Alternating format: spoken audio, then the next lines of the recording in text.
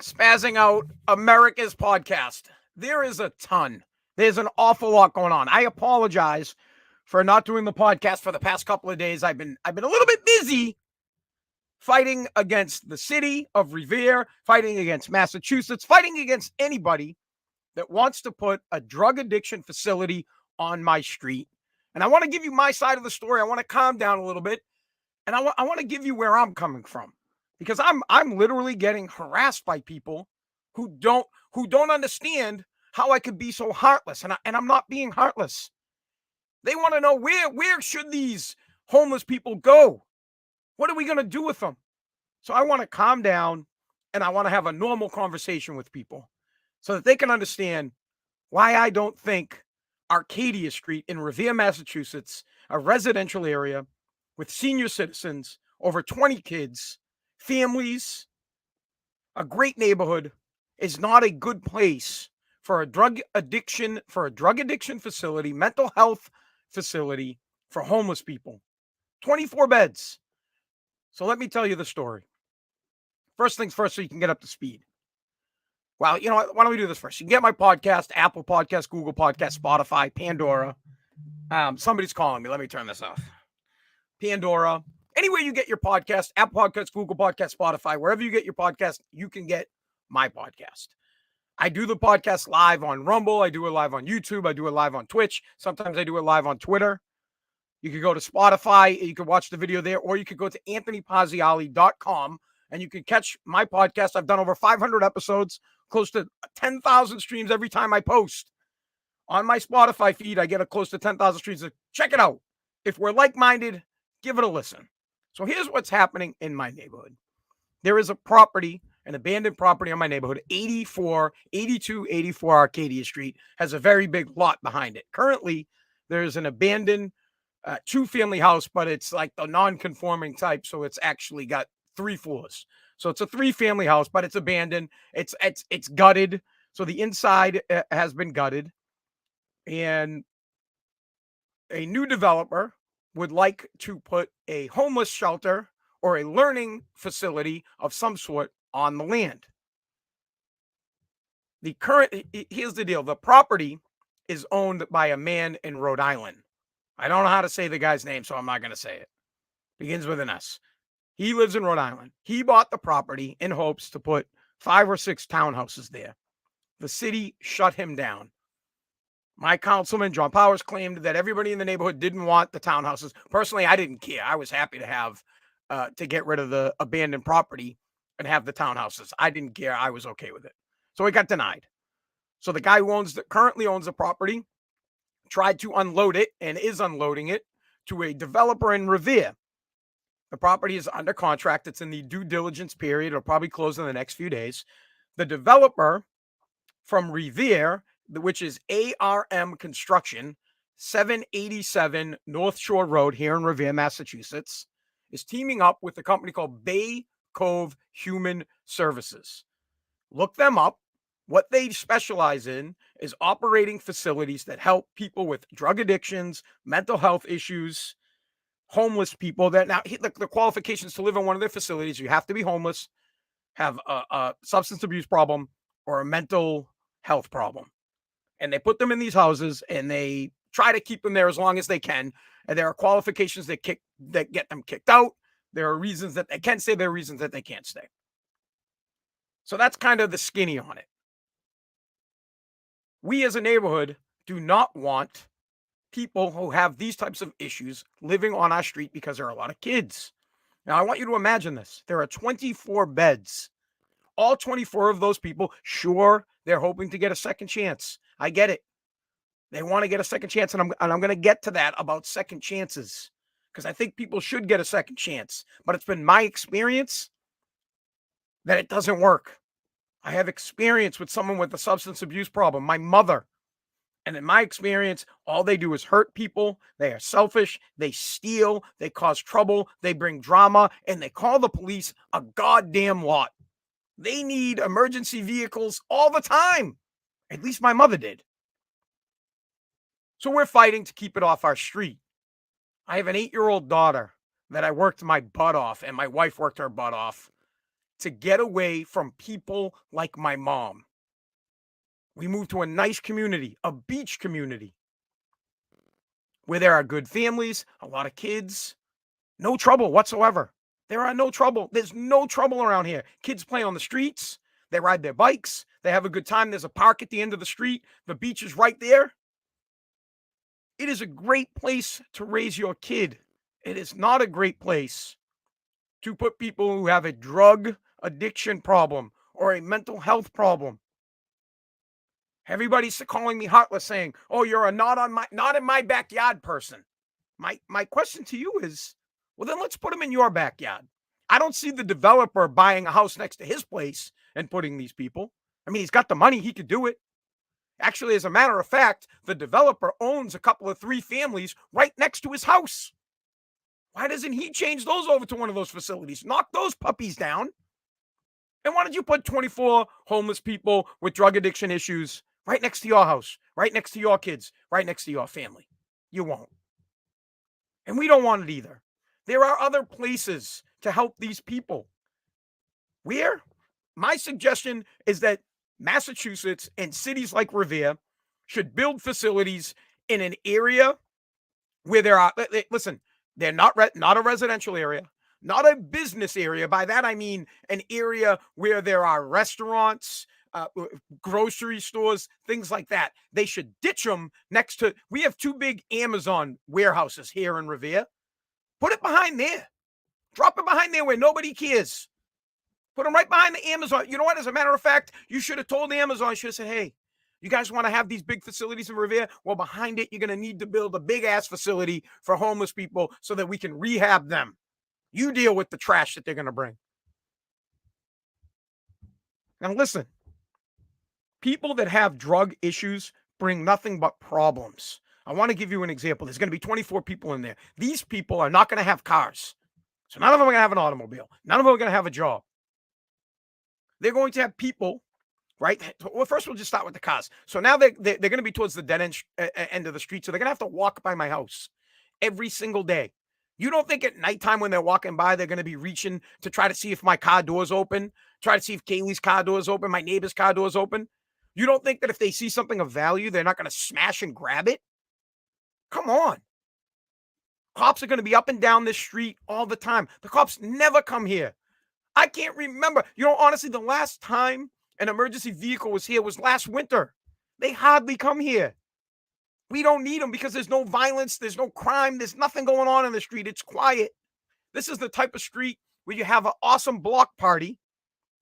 The whole community comes and everybody has a great time. This is not a community where we're welcoming crime and the issues that come with it. So here's the things that happen at these facilities, in my experience and what I understand, because my mom was one of them. My mother used to go to one of these facilities. My mom is a real pain in the ass. She'd get kicked out of them.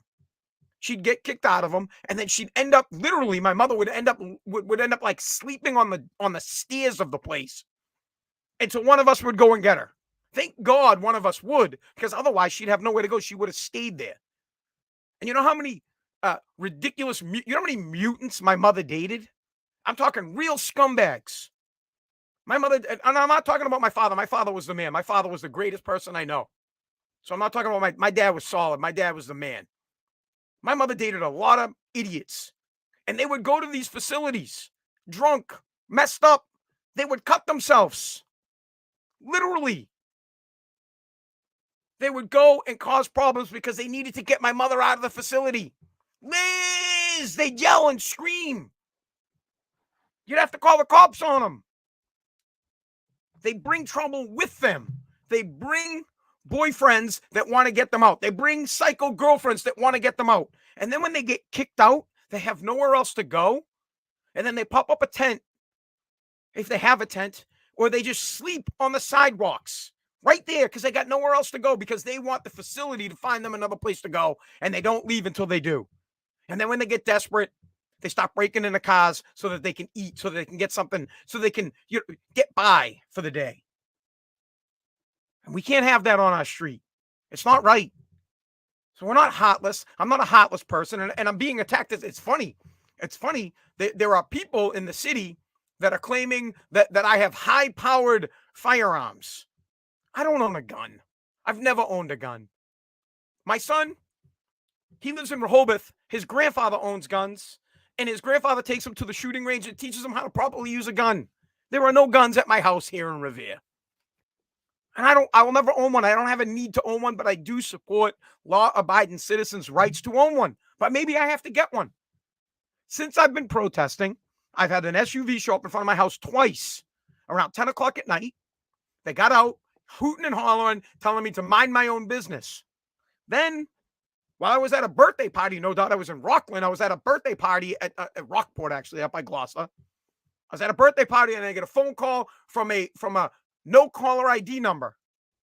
And I pick it up because I have everybody and their mother calling me right now because I'm reaching out to everybody. I mean, I'm talking about I'm reaching out to state reps, to federal elected officials. I mean, I reached out to my Congresswoman, Catherine Clark. I reached out to Liz Warren. I reached out to Ed Markey. I mean, people that I shouldn't even be reaching out to because they for sure want to have a facility like that. As long as it's not in their neighborhood, they're happy to plop it in my neighborhood. So I get this call and I pick it up. The person says, "Is this Anthony Pazziali?" I go, "Who's calling?" And he goes, "You better mind your own business or you're going to wind up dead." And funny enough, as I replied to him, I said, "You'd be doing me a favor." I laughed. I go, "Bud, I go, Bud, I'm not scared. You'd be doing me a favor if you knocked me off." And then he hung up. And I reported it to the Revere Police Department because I'm keeping a log of being harassed by people who, for some reason, think it is okay to have this facility in my neighborhood, but not in their neighborhood. I was at the senior citizen home down at the end of my street. There are probably 700 of them living there. I went in and I tried to talk to someone. I said, "Hey, I just want to let everybody know what's going on." This lady gets all pissed. "Where you going to put them?" And I was like, "Put who?" And I thought she was talking about the signs. I was like, "Oh, I was just going to put the signs like on the billboard." She's like, "No, the homeless people. Where are you going to put them?" I was like, "Well, where do you want to put them?" She's like, "Oh, they need a place to go." And I say, there's a lot of land because there's a lot of land right next to this home. I mean, it's huge. And right behind it, there's a big open field. I say, a perfect place for it would be right behind here. She's like, "Well, I mean, we don't need them here." And I'm like, "Yeah, well, they are going to come here. They're going to be about 10 houses away from you. And by the way, the only way for them to get out of here is they actually have to walk by your senior center. It's the only way for them to get out. They're going to be walking up and down here like zombies. It's going to look like Mass and Cass. Forget Mass and Cass. They're going to call it York and Arcadia. It's going to be York and Arcadia because it's on the corner of York and Arcadia. That's what it's going to be like. But nobody understands. Everybody wants to sugarcoat it. The attorney, he's sugarcoating it. He's saying it's an educational facility. He knows it's not an educational facility. The developer, the attorney, and Baycove are using this amendment called the Dover Amendment to skip zoning. So Massachusetts has a law in the books called the Dover Amendment where you can make any type of educational facility you want, and you get to skip all the zoning. Now, the only zoning that you can't skip is the size of the building, the weight of the building, parking, things like that. But everything else, it's done. Doesn't matter how close it is to somebody's neighbor. But this building is going to get this. My neighbor is going to be able to put his hand out his window and touch this facility. If he wanted to, he could hand over some crack cocaine or some meth right out the window to the guy to whoever's going to be in there. That's how close it is. That's how close it's going to be to this guy's house. So they get to skip all that. And we're trying to fight it. And we're not getting any help. And this is one of the craziest things. I never in a million years would have believed that elected officials truly don't care about you. I mean, I used to joke about it on the radio and I get fired up and I do posts and I'm like, "Oh, Joe Biden doesn't care about us and Liz Warren doesn't care." And I kind of believe it, but it's never ever happened to me. I've never actually had to reach out and ask for elected officials to help me. And now that I have, the responses I get from them, here are the responses. There's nothing I can do. It's set in stone. I'm on a family vacation. Or they just don't respond. They don't get back to you. They don't want to help you. They don't care. As long as it's not going in their backyard, they don't care. Now, I have spoken in front of city council and reminded them of their duty as my representative, because you work for me. I'm one of those people. I still believe that the elected officials work for me. I put them in power. We put them in power. We're the boss. We tell the government what to do. The government doesn't tell us what to do. So I'm still one of those people that believes that I have a say. I have protested out in front of City Hall every single day with my bullhorn to let them know. I've gone to every single meeting, site plan reviews. I'm going to conservation. I'm trying to prove that there's a vernal pool in the back of the building so that they can't build. I mean, I'm doing everything I possibly can to stop this. Now, I'm not the only one. My neighbors are doing this just as much as me. I'm just the loudest voice. A lot of people, I mean, I don't like, I'm not going to toot my own horn, but I was on the radio for a long time. So a lot of people do know me because of that. But my neighbors, Ned, Steve, Doug, Ned's kids, I mean, everybody is involved. We had almost 100 people at a meeting from our community the other day. We're going to protest at 10 o'clock on Friday. It's this Friday the 17th. We're protesting. We're going to have about 100 people out in front of this guy's business. We're letting them know that we don't want it here, but the public officials don't care. They act like they care. They act like they're going to get rid of it, and they're not. So there you've had my story. So now let me get a little bit close to home before I end the podcast. When it comes to people who have a drug abuse problem, it's tough for me to sympathize. I grew up with a mom who was addicted to drugs and then shifted to being addicted to alcohol. Her entire life, she's been addicted to something. And now, unfortunately, because of her addiction, she is in a assisted living type home because her liver's shot, her kidneys are shot, her brain shot. I mean, she's mush because of the drugs. And it's my mom, so I care about her. But years ago, I let it go. Years ago, I said, I can't have a person like this in my life. Do I call her? Sure. Have my kids see her? Yeah, my kids see her at Christmas, on holidays. I don't hate the woman. I just finally understood that I can't have that negativity in my life. So let me tell you some of the things that my mom did to me to try to give you an understanding as to why I don't want these kind of people around my kids. So, for example, I mean, the obvious part is that she broke up the home, right? She broke up the home. So you got 5 boys, father. She started doing drugs, started doing alcohol, and boom, she left. She dated all sorts of scumbags. Lucky enough, I was 12 years old. So, like for example, my mom won in court, so we all had to go live with my mother. And we're living there, and she was dating this guy, and I got home from school. This guy was a druggie, and I got home from school, and my mom wasn't home, and I walk in, and the guy's got his shirt off, and he's got a razor blade in his hand. He's holding a razor blade. He looks at me. Where's your mother? I said, I don't know. I got to go to football practice. Play Pop Warner. And I wanted to get out of the house because I'm like, here's a crazy nut. He's got a razor blade. He looks at me, starts cutting his chest.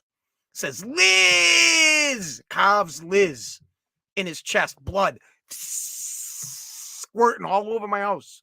All over my face. Covered in blood. He's covered in blood. Thank God my brother's on home yet. I run into the shower. I take a shower. I leave as fast as I can. We had these little weird duffel bags that were like hockey bags that hold the football equipment. I grabbed it. I ran to my buddy's house, John Lafferty. Didn't tell him a fucking thing. Didn't tell him a thing. Went to football practice. Very next day, the next day, because I got home after football practice. I went to sleep. I went up. I went to school. I got back from school. I waited for my brothers to get home. I said, guys, pack your bags. We're leaving. They're all. I mean, and my brothers are 8, 9. My older brother's 14. We got a baby. My youngest brother's like, he's like 0. Grab him. Grab my brothers. I said, we're going to dad's. Go up to my father. My father's he's like, what are you guys doing here? He wasn't like, what are you doing here? Like, what are my kids doing here? He had custody of us too. And I said, Dad, we're living with you from now on. And that's it. And that's how it's going to be. And my father just, didn't say a word, just got out of the way. And we never went back to live with my mother again. But my mother did get my brother Jamie, who was just a baby. And boy, that kid went through some shit. I never knew. All the stuff that he had to deal with all my mother's boyfriends, all these abusive scumbags, and all the drug use that my mother used to do. We never knew about it.